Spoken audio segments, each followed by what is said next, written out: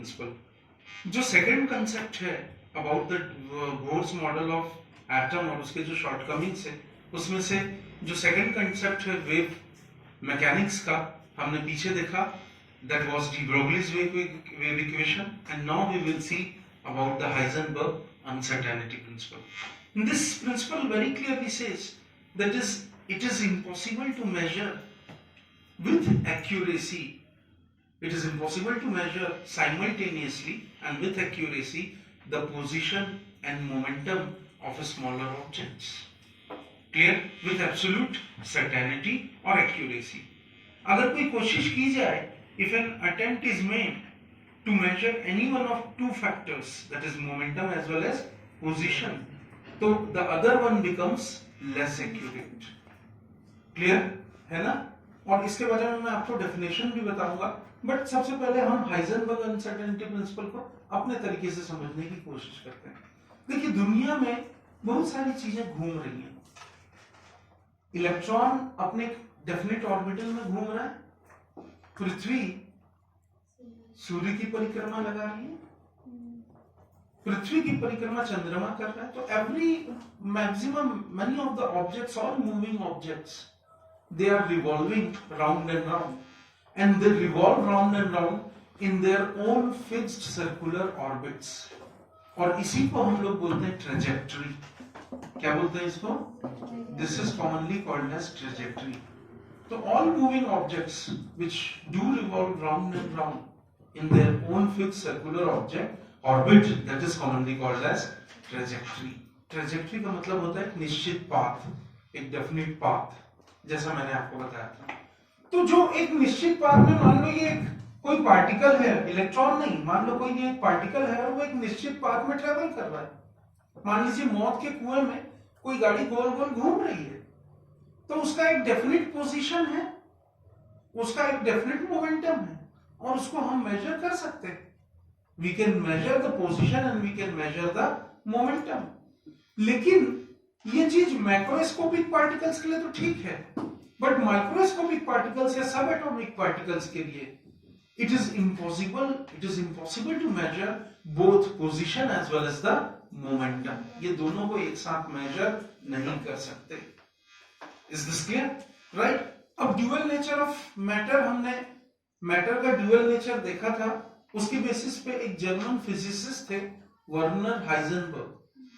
Werner Heisenberg वही इंसान थे जिनको एटॉमिक बॉम्ब, एटम बॉम्ब बनाने का जिम्मेदारी दिया गया था सेकेंड वर्ल्ड वॉर के टाइम में। अब हाइजेनबर्ग, उन्होंने ये प्रिंसिपल निकाला। उनका प्रिंसिपल, हाइजेनबर्ग का अनिश्चितता का सिद्धांत, अनसर्टेनिटी प्रिंसिपल क्या बोलता है? It is impossible to measure simultaneously the position and momentum of small particles. किसके साथ में? With definite accuracy. ये certainty के साथ में measure नहीं किया जा सकता। If an attempt is made to measure the quantities, that is position and momentum, with higher accuracy, एक जो है उसको measure करोगे तो दूसरा क्या हो जाएगा? Less accurate बन जाएगा। And the product of the uncertainty in the position, that is del x. Position is what? The position is given what you rightly call as the product of accuracy, del x, and uncertainty in the momentum, that is del p, is equal to m del v. This is what you rightly call as the position, and this is what you commonly call as the momentum. Clear है ना? ये चीज याद रखेंगे। m is the mass of the particle and nu is the certainty in velocity. Is this clear? It is always constant, or it is greater than what you rightly call as h upon 4 pi, जैसा मैंने आपको बताया था। Clear? तो finally you must remember that del x into del p, क्या बोला मैंने? Del x into del p is equal to what? H upon 4 pi. This is the relationship of Heisenberg uncertainty principle. अब मैं इसको आपको एक छोटे से बड़े प्यारे से उदाहरण से, एग्जाम्पल से समझाने की कोशिश करता हूं। Is this clear? उसको आप समझने की कोशिश करिएगा, बहुत कॉन्सेंट्रेट करिएगा और ध्यान लगाइएगा।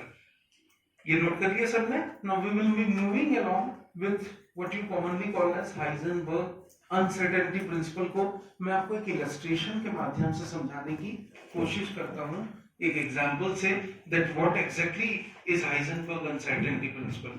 मान लीजिए ये एक इलेक्ट्रॉन है. अब इस इलेक्ट्रॉन का अपना एक डेफिनेट पाथ है. ये इलेक्ट्रॉन को इस रास्ते से जाना है, ये ऐसे आ रहा है, ये इस इलेक्ट्रॉन का ओरिजिनल पाथ है और उसको जाना है इस रास्ते में. This is the original path and this one is the expected path. This one is what? This is the expected path of the electron. ठीक है, ये इलेक्ट्रॉन अपना बढ़िया सीधा साधा जा रहा है, यहां से निकला और ये इधर इसको जाना है. अब इस इलेक्ट्रॉन के रास्ते में मान लीजिए एक फास्ट मूविंग फोटोन आकर के टकरा जाता है. सपोज एक फास्ट मूविंग प्रोटॉन जो है वो इससे आकर के, इंसिडेंट फोटोन इससे आकर के टकरा जाता है. ये एक इंसिडेंट फोटोन है.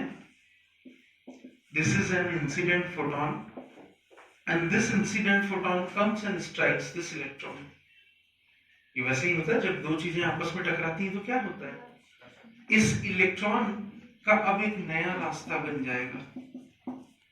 It will acquire a new path. This electron will acquire a new path and it require, इसकी velocity भी बदलेगी. कोई भी दो चीजें आपस में टकराती हैं तो क्या होता है, उनका पाथ और उनकी वेलोसिटी दोनों चेंज होती है. तो इस electron, this electron will now acquire a new path and a new velocity. It will acquire a new path and a new velocity. And this photon will also be reflected. This photon will also be reflected back. This one is the reflected photon and this one was the incident photon. This very clearly proves कि क्या हुआ यहाँ पे, जब इस incident photon, ये जो incident photon था, जब इस इलेक्ट्रॉन से आकर के टकराया तो उसका इंपैक्ट, उसका प्रभाव ये हुआ कि there was a new path acquired and there was a new velocity developed. This clearly illustrates Heisenberg uncertainty principle. Clear? ये बता रहा है कि पोजीशन मेजर करोगे तो मोमेंटम लेस एक्यूरेट हो जाएगा, या एक को मेजर करोगे तो दूसरा less accurate. You can not tell exactly. कोई ये नहीं बता सकता कि जब ये इंसिडेंट फोटोन से आकर के टकराएगा तो ये इलेक्ट्रॉन इसी रास्ते में जाएगा, हो सकता है ऐसा भी चला जाए. But the electron will acquire a new path and new velocity. अब इसके बाद मैं आपको हाइजेनबर्ग का सिग्निफिकेंस बताऊंगा कि हाइजेनबर्ग का सिग्निफिकेंस, जैसा मैंने आपको बताया था कि डी ब्रोगलीज वेव इक्वेशन, उसका माइक्रोस्कोपिक पार्टिकल से या सब एटॉमिक पार्टिकल से कोई लेना देना नहीं है. इन द सेम वे मैं आपको हाइजेनबर्ग का सिग्निफिकेंस बता रहा हूं, समझने की कोशिश करना. मेरे पास में मान लीजिए एक, जैसा मैंने बताया, Heisenberg uncertainty principal is applicable only for microscopic particle, not for macroscopic particle. कैसे? मेरे हाथ में ये पेन है और ये एक मैक्रोस्कोपिक पार्टिकल है. ठीक है, अब यहां सामने की ट्यूबलाइट से जो लाइट पड़ रही है, फोटोन जो पड़ आ रहा है, वो इससे आकर के टकरा रहा है. क्या इससे टकराने के बाद क्या इस मार्कर का पोजीशन या मोमेंटम कुछ बदल रहा है? नहीं बदल रहा है. This proves that Heisenberg uncertainty principal is applicable only for microscopic particle, not for macroscopic particle. Hope मजा आया होगा. Thank you.